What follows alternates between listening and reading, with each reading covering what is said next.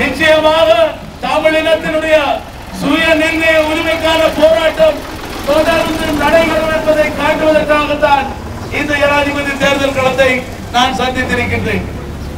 ஆகவே மிகப்பெரிய ஒரு வெற்றியை கன்னி போரிலே வெற்றி பெற்று விட்டதாக அரசாங்கமும் இன்றைக்கு ராணுவ தளபதியும் போர் வெற்றிக்கு யார் கதாநாயகர் என்று நவீன துட்ட கைமதி யார் என்று போட்டி விட்டுக் கொண்டிருக்கிறார்கள். இந்த போட்டியிலே தமிழ் மக்களுக்கு என்ன இடம்? நீயா வெற்றியாளர், இல்லை ராஜபக்ச தான் வெற்றியாளர் என்று தமிழ் மக்கள் சொல்ல முடியுமா? இல்லை என்றால் கொண்டு குவித்த ஜெனரல் சரத்தான் வெற்றியாளர் என்று சொல்ல முடியுமா? முடியாது. ஆகவே இந்த இடத்திலே தமிழ் தேசிய இனத்தினுடைய அரசியல் அபிலாசைகளை நாங்கள் பார்க்க வேண்டும்.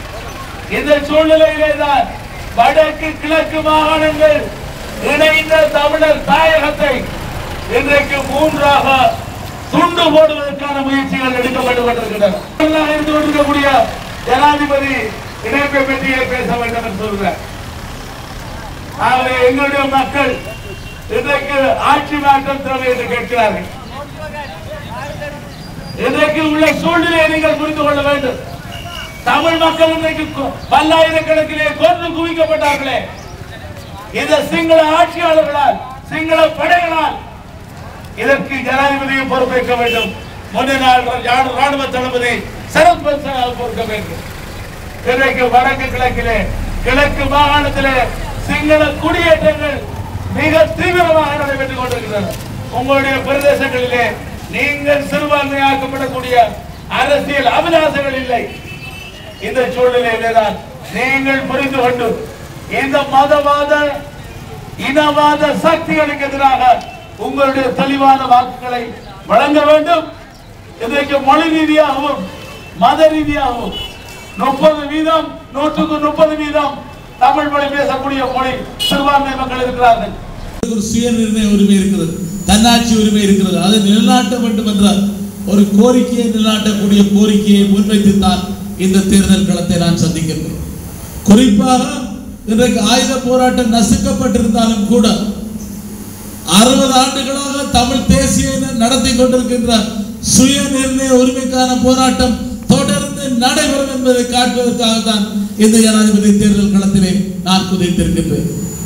அதே போலத்தான் தோழர் கலாநிதி விக்ரமபாகரன் அவர்களும் சுயாட்சி, செல்ஃப் ரூல், சுய நிர்ணய உரிமை, செல்ஃப் டிட்டர்மினேஷன் போன்ற கோரிக்கைகளை நீண்ட நெடுங்காலமாக 35 ஆண்டுகளுக்கு மேலாக வலியுறுத்தி வந்திருப்பவர். ஈக்குவாலிட்டி, சமத்துவம், தமிழ் மக்களுக்கும் சிங்கள மக்களுக்கும் ஏனைய மக்களுக்கும் இடையிலே ஒரு சமத்துவம் இருக்க வேண்டும் என்பதை வாய் மூலம் அல்ல 35 ஆண்டுகளாக சரியாக ஒரு பிறளாத தடம் புரளாத ஒரு சிங்கள அரசியல்வாதியை நாங்கள் பார்க்கிறோம். வேண்டுமென்றால் அவருக்கு சிங்கள மக்களிலே பெரும்பான்மையான ஆதரவு இல்லாமல் இருக்கலாம். ஆனால் அதற்காக அந்த பெரும்பான்மையை சிங்கள பேரினவாதிகளை நாங்கள் ஏற்றுக்கொள்ள போகின்றோமா என்பதுதான் கேள்வி. பெரும்பான்மையை ஏற்றுக்கொள்வதாக இருந்தால் பெரும்பான்மை மொழி சிங்கள மொழி, நாங்கள் எல்லோரும் சிங்கள மொழியை படித்து சிங்களவர்களாக மாற வேண்டும். இன்றைக்கு இந்த போட்டியிடுவதன் மூலம் அவர்கள் என்ன சொல்கிறார்கள்? சிங்கள மக்களிலே யார் கதாநாயகன், போர் வெற்றி வீரன் யார் என்ற கேள்வி எழுகிறது. தமிழ் மக்களை பொறுத்தளவிலே, முஸ்லிம் மக்களை பொறுத்தளவிலே நாங்கள் சொல்ல முடியாது யார் வெற்றி வீரர். ஆகவே எங்களுடைய மக்கள், சிறுபான்மை மக்கள், தமிழ் தேசிய இனம் தன்னுடைய தேசியம், தாயகம், சுய நிர்ணய உரிமை என்ற அடிப்படையிலே தன்னிடமிருந்து நிற்க விரும்புகிறது, வாழ ஆசைப்படுகிறது. அங்கே ஆட்சி மாற்றம் என்று சொல்கிறார்கள்.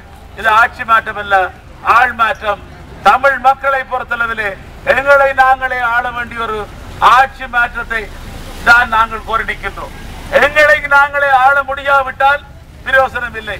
இன்றைக்கு கிழக்கு மாகாணத்திலே மிக வேகமான சிங்கள குடியேற்றங்கள் நடந்து கொண்டிருக்கின்றன.